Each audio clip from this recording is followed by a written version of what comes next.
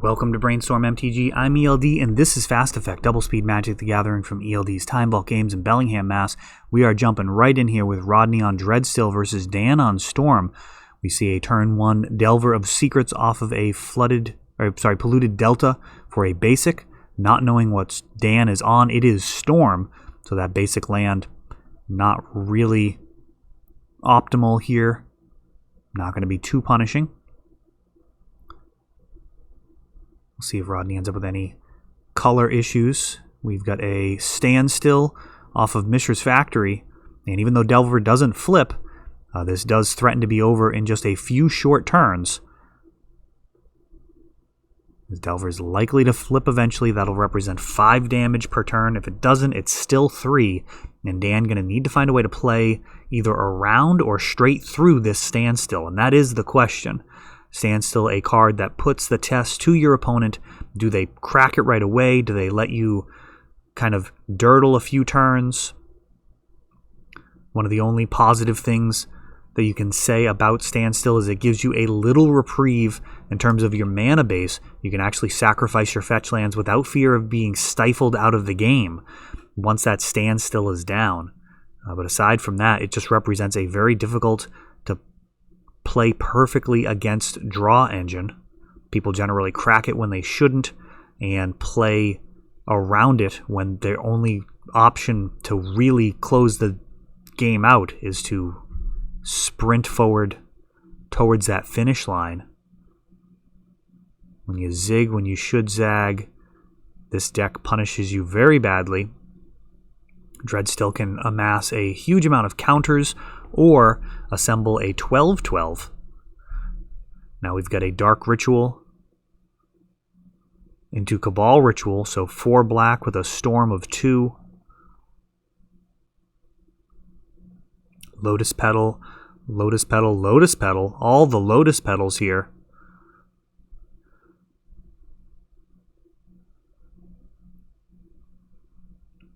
And Dark Petition. And I'm not going to lie, this is probably where you want to counterspell. Daze being pitched to enable Force of Will. And is Dan dead in the water here? He just moved all in on that Dark Petition. And now a Scroll of Fates is going to be able to start tapping to manifest cards. That'll either be the worst card in Rodney's hand or perhaps a Phyrexian Dreadnought. And we see a Duress showing Daze and Brainstorm. Brainstorm gets grabbed. During the end step, he's going to go ahead and manifest. So now a lot of damage represented just on board here. Factory, a 2/2, and a 1/1. Delver refusing to flip. And it may not matter. Dan likely out of resources here. Brainstorm could help find a Past in Flames or something along those lines.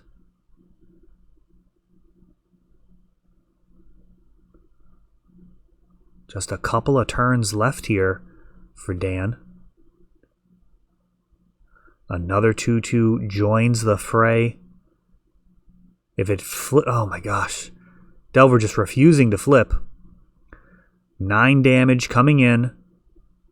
Going to put Dan down to 1. His fetch lands will be offline from here.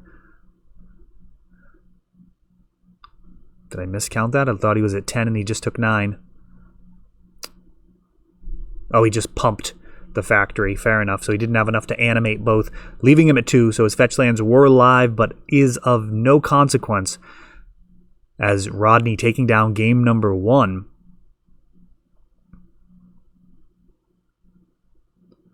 You see there Rodney, the ELD Legacy Open champion from August.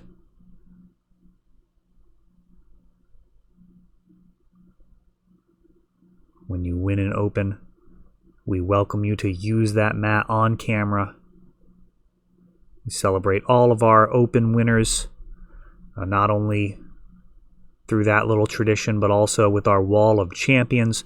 We have all of the photos of the winners from those ELD Opens on the wall here. That's a permanent part of our store.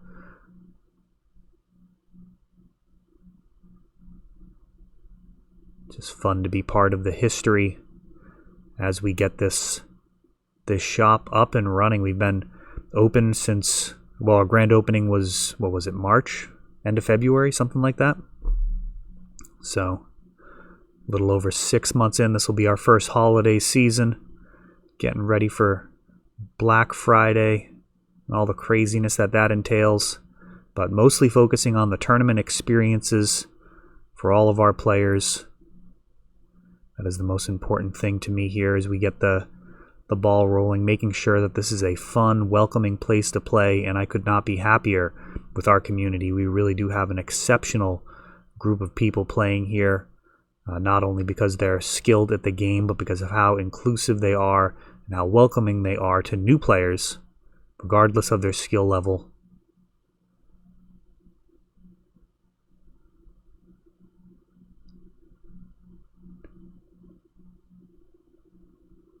Dan makes his second land drop. It's a volcanic island, so no black yet. So not likely to be in danger. Lotus Petal does change that dynamic. Dark Ritual. Cabal Ritual. No threshold Cabal Ritual. Still adding a bit, and now ad nauseum. Dan, back-to-back games here, just jamming absolute must-counter spells. Oh, and he doesn't have an answer to it.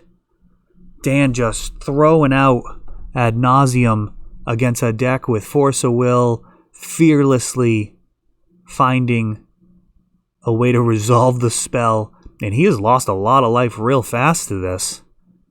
Down to 6.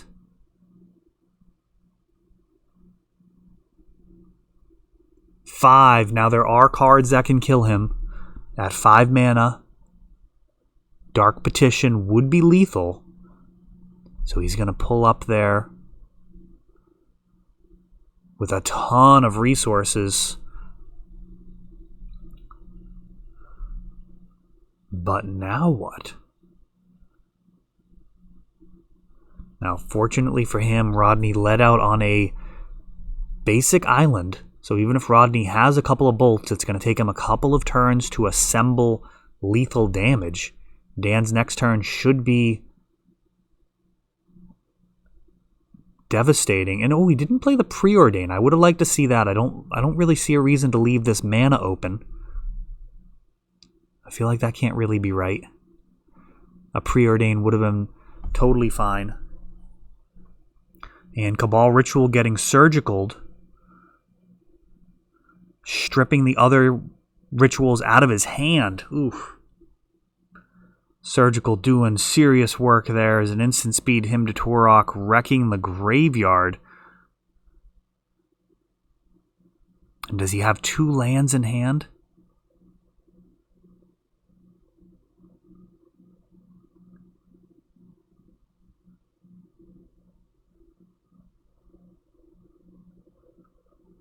If he has 2 lands in hand, I also think that can't be good. Keeping 1 land is really a question, because if you rip a land off the top, it's going to be difficult to get Hellbent. I think Dan, learning this Storm list and not quite playing it pedal to the metal the way that it needs to be. I respect throwing that ad nauseum out there. That is a bold play, but it doesn't look like he's going to get the upside of having that happen. He resolved the ad nauseum, paid a bunch of life, but now he's going to have to win right now, and that's going to be through Force of Will.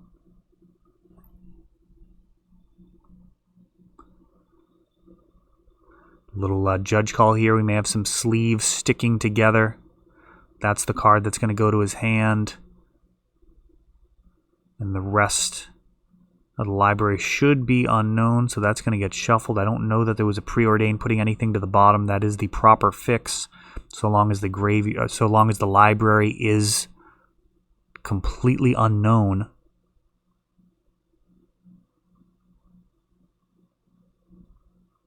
Dan has to win right now, or Rodney's going to sweep this one 2-0. That's surgical. A devastating play. got like Abrupt Decay in hand, perhaps. Still, post ad nauseum. I don't know if he kept it or if he just discarded it at the time. It certainly didn't look like it was going to be needed for victory.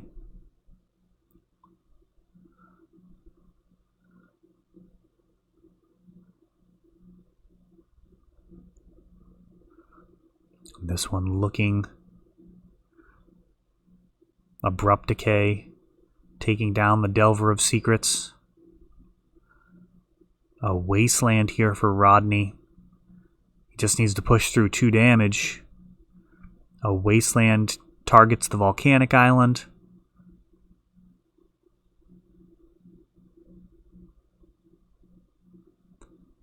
Rodney, draw, go. Another fetch land landing. Both of them can't be used, though. He is at 2 life. So perhaps better to keep the other land in hand to brainstorm away, if it does come to that. And now we begin Lion's Eye Diamond, still under the 5 mana necessary to hardcast Force, so Rodney will have to pitch 2 cards. Infernal Tutor, cracking Lion's Eye Diamond. Dan's all in, but he knows he's got the Force of Will. Is he betting he doesn't have a blue card here? I'm not saying that's wrong, to be honest. Like, this is a really bad spot. You just grab Past in Flames here and go for it. Past in Flames at least has to get countered twice.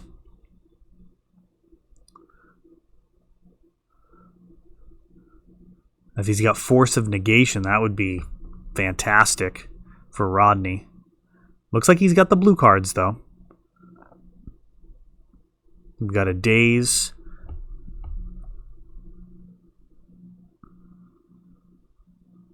And that is a solid play from Rodney. Even though Dan can pay the 1, it's really not going to matter. If he does pay the 1, then Past in Flames will do absolutely nothing, as he'll have no mana to get the ball rolling again. Past in Flames in the graveyard, doesn't have the 5 mana to flash it back. Infernal Tutor, Hellbent. That could not actually help with this particular situation. Rodney's going to Force a Will just to completely close the door and swing in for 2. So there we go. Rodney taking it down in 2. And a match that's, I think, got some instructive moments in there. That is all for this one. But don't worry, there is a lot more. You can check out our older videos, and we're always putting out new videos from ELD's Time Vault Games in Bellingham, Massachusetts. If you want to help the channel, of course, you can like, subscribe, share, tap that notification bell so you can know the next time our new videos come out. Thanks for watching.